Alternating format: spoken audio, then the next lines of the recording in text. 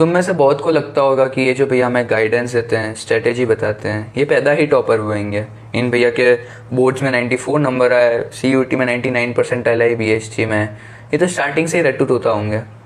पर मैं तुम्हें एक अपनी खुद की स्टोरी और एक रियलिटी चेक दूंगा कि मैंने कैसे, मतलब मैं कैसा स्टूडेंट था, फिर मैं कैसा बना। तो मतलब मैं बताता हूँ, मेरे पीरियोडिक 1 था स्कूल में, तो उसमें BHT में सिर्फ चैप्टर 1 आ रहा था मैनेजमेंट का, तुमको पता ही होगा। वो 25 मार्क्स का पेपर था और उसमें मेरे स्कोर था 12 नंबर, 12 नंबर, सिर्फ 12। मैं 4-5 नंबर से बचा हूँ फेल होने से। एक चैप्टर था, जो बच्चे पढ़ते भी नहीं थे ना, उनके मेरे से ज़्यादा नंबर थे। इसका रीज़न मैंने एनालाइज कैसे किया था, मैं तुम्हें बताता हूँ। मैंने क्या किया था कि जो रिज़ल्ट था ये समर वेकेशन से पहले था। मैंने पूरी समर वेकेशन एनालाइज किया, 11th में भी, 11th की मिस्टेक्स और 12th की जो प्री बोर्ड की थी, कि मैंने एक ही मिस्टेक करी थी, जो थी पूनम गांधी पढ़ना ओवर NCERT। मैंने देखा कि मैं यार मेरे नंबर कट रहे हैं, NCERT कीवर्ड चेक कर रहा हूँ, मेरे बहुत नंबर कट रहे हैं। तो मैंने क्या करा था कि मैंने NCERT शिफ्ट किया था। मैंने क्या किया था मैं तुम्हें आगे बताऊंगा।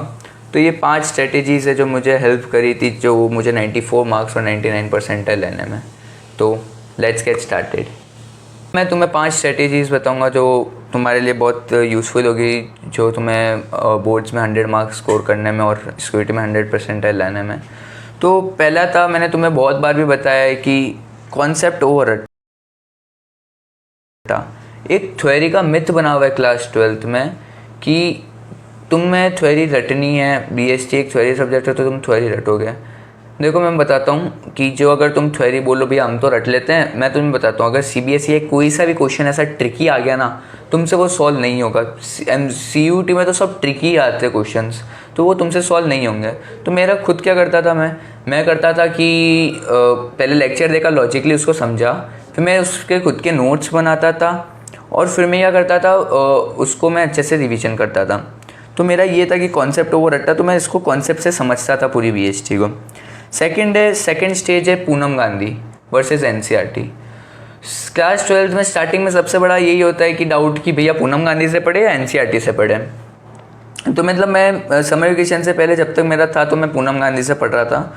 फिर मैंने एनालाइज करी खुद की मिस्टेक में, NCERT से शिफ्ट हो गया। मैं तुम्हें खुद बताऊंगा कि तुम NCERT से ही पढ़ो, क्योंकि पूरा पेपर, एक एक लाइन, एक एक कीवर्ड बहुत इंपॉर्टेंट है NCERT का।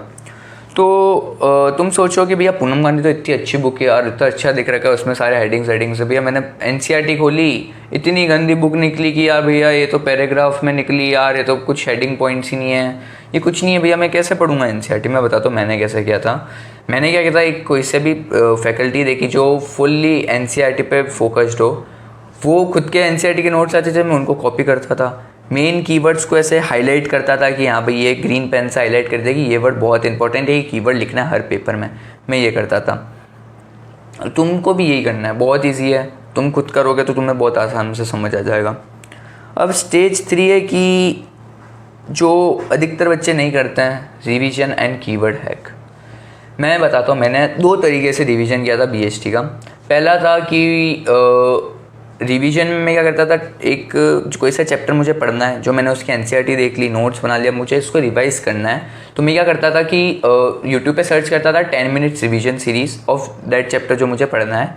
मैं उसको वीडियो को देखता था, मुझे समझ आ जाता कि हाँ ये चैप्टर मैंने पढ़ा हुआ है, क्लिक होता था दिमाग में कि हाँ भैया ये तो मैंने पढ़ा हुआ था, कि हाँ ये पूरा वीडियो फिर खुद से पढ़ोगे ना तो बहुत ईजी होता है। तो मैंने पहला ये किया था। अब सेकंड क्या किया था, सेकंड में मैंने माइंड मैप्स और कीवर्ड, जो माइंड मैप्स और कीवर्ड होते हैं उसको लिखा पेज पे, चैप्टर, उसके टॉपिक के इंपॉर्टेंट कीवर्ड्स लिखे, उसको स्टडी टेबल के सामने चिपका दिया। रोज भी कुछ भी मैं नया पढ़ने जाता हूँ, उससे 15 मिनट पहले मैं उनको रिवीजन करता था कि मेरा पुराना भी रिवीजन हो जाए। सबसे बेस्ट तरीका बताओ तो 100 मार्क्स स्कोर करने का रिवीजन में। तुमको क्या करना है, जैसे अगर तुमने कोई लेक्चर देखा, एक चैप्टर का लेक्चर 1 देखा, 3 लेक्चर टोटल, तुमने लेक्चर 1 देखा, तुम लेक्चर 2 पढ़ने जा रहे हो, तो तुम लेक्चर 2 पढ़ने से पहले लेक्चर 1 का रिवीजन करो। लेक्चर 3 पढ़ने जा रहे हो तो लेक्चर 2 और लेक्चर 1 का रिवीजन करो। इससे क्यूमुलेटिव रिवीजन करते हैं। तो क्यूमुलेटिव रिवीजन करोगे तो तुम्हारा वो चैप्टर अच्छे से हो जाएगा। ये बहुत इंपॉर्टेंट, कीवर्ड्स लगा दिए। अब बोलोगे भैया कीवर्ड्स का काम आएंगे, हम तो ऐसे पढ़ लेंगे। मैं अभी आगे आएगा। अब स्टेज 4 है केस स्टडीज़। सबसे इम्पॉर्टेंट, सबसे ज़्यादा मार्क्स बच्चे यहाँ पे ही नंबर उड़ाते हैं।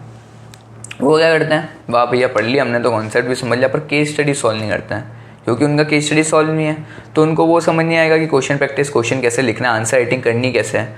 तो मैं तुम्हें बताता हूँ कि केस स्टडी को सॉल्व करने का बेस्ट तरीका, तुमने चैप्टर पढ़ा, तुमने उसे रिवीजन कर लिया, उसे रिवीजन कर लिया, तुम्हें क्या करना है, फिर केस स्टडी निकालनी है, प्रीवियस ईयर कुछ केस स्टडीज़ निकालनी है उस चैप्टर की, उसको सॉल्व करना है। चैप्टर ख़त्म होते ही ये तुम्हें करना है। अगर तुम ये नहीं करोगे तो तुम फिर भूल जाओगे, तो फिर वापस से पढ़ना पड़ेगा, तुम्हारे डबल हो जाएगा। मैंने बताया ना क्यूमुलेटिव, फिर क्यूमुलेटिव के बाद जब तीसरा लेक्चर देख लो तुम, तीसरा लेक्चर 3 लेक्चर थे, तीसरा लेक्चर देख लो, उसके बाद तुम रिवीजन तीनों का करो, फिर उसके बाद केस स्टडी सॉल्व करो, तो तुम्हारे लिए बहुत ईजी हो जाएगा। अब सबसे इम्पोर्टेंट आता है कि भैया यार कब तक कोर्स कंप्लीट करें कि हमारा कोर्स कंप्लीट हो जाए, हम 100 मार्क्स स्कोर कर लें। तो मैं तुम्हें एक टाइमलाइन बताता हूँ, तुम्हें कैसे स्कोर करना है, कैसे तुम्हें कोर्स कंप्लीट करना है। बीएसटी में टोटल 12 चैप्टर्स हैं, पार्ट है ए है और पार्ट बी है, 2 बुक्स है उसमें। तो पार्ट ए में 8 चैप्टर्स हैं, ये मैनेजमेंट, प्लानिंग और ये सब स्टार्टिंग में। पार्ट बी में 4 चैप्टर है, पार्ट है एक 50 नंबर की और पार्ट बी है 30 नंबर की। तो मैं तुम्हें बताता हूँ इजीली कैसे करना है। तुम्हें पार्ट ए है ना, वो तुम्हें 2.5 मंथ्स में पढ़नी है। मैं तुम्हें अगर बताऊँ, तुम अगर चालू कर रहे हो जुलाई से, तो तुम्हें मिड सितंबर तक तुम्हें उससे कंप्लीट करनी है। भैया बोलो 8 चैप्टर और आप बोलो 2.5 मंथ में हो जाएगी।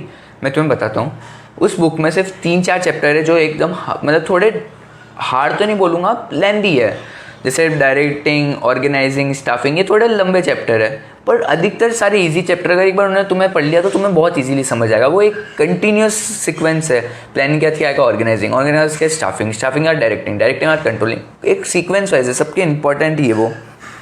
तुम इससे 2.5 मंथ में करोगे। फिर उसके बाद आता है पार्ट बी।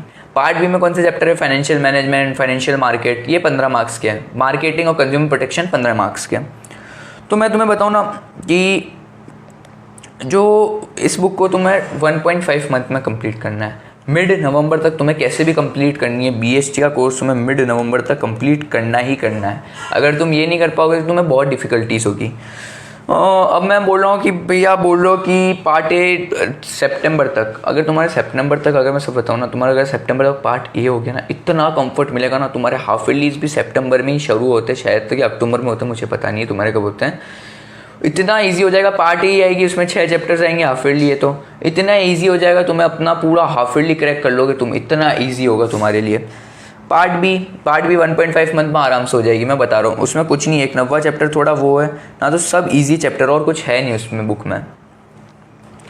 अब ये सब तो भैया हमने कर लिया। अब बचा हमारा दिसंबर और जनवरी और फरवरी में तुम्हारे पेपर होते हैं। दिसंबर जनवरी में तुम्हें क्या करना है, previous year paper, previous year question उठाओ, सॉल्व करो, जितने सॉल्व कर सकते हो उतने सॉल्व करो। मैं तो बताऊंगा कि तुम जितना मर्जी हो उतने सॉल्व कर लो, पेपर 10 सॉल्व कर लो, क्वेश्चन सॉल्व करते रहो चैप्टर के।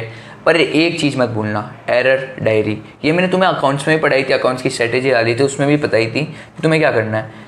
एरर डायरी मत भूलना, एरर डायरी बहुत इंपॉर्टेंट है। कि जैसे तुमने कोई क्वेश्चन सॉल्व किया, उसमें तुमने कोई मिस्टेक कर दी, तो तुम्हें उसमें लिखनी कि हाँ भाई ये मैंने ये मिस्टेक करी थी, ये मुझे इंप्रूव करनी है। पेपर लिखा, उसमें लिखो, पेपर लिखा तो उसको एनालाइज करो कि ये मिस्टेक थी, मेरे को ये एनालाइज करनी है। अगर तुम एनालाइज नहीं करो तो तुम्हारे नंबर नहीं आएंगे। अब ये सब तो मैंने तुम्हें बता दिया कि भैया 100 मार्क्स कैसे स्कोर करना है, 100 परसेंटाइल कैसे स्कोर करनी है। ये बहुत इजी तरीका है। ये जो स्ट्रेटेजी अगर तुम इससे कोई कंसिस्टेंट वे में पढ़ोगे ना, कुछ नहीं, मैंने कुछ अलग से कुछ नहीं करा था, मैंने सिर्फ यही फॉलो किया था जो मैं तुम्हें बता रहा हूँ। कंसिस्टेंट था मैं, पूरे टाइम ये पढ़ता था और मेरे आराम से 99 परसेंटाइल आ गई और 94 मार्क्स आ गए बीएसटी में। अगर तुम ये अभी से फॉलो करने लग जाओगे तो तुम्हारे 100 मार्क्स बीएसटी में आराम से आ जाएंगे।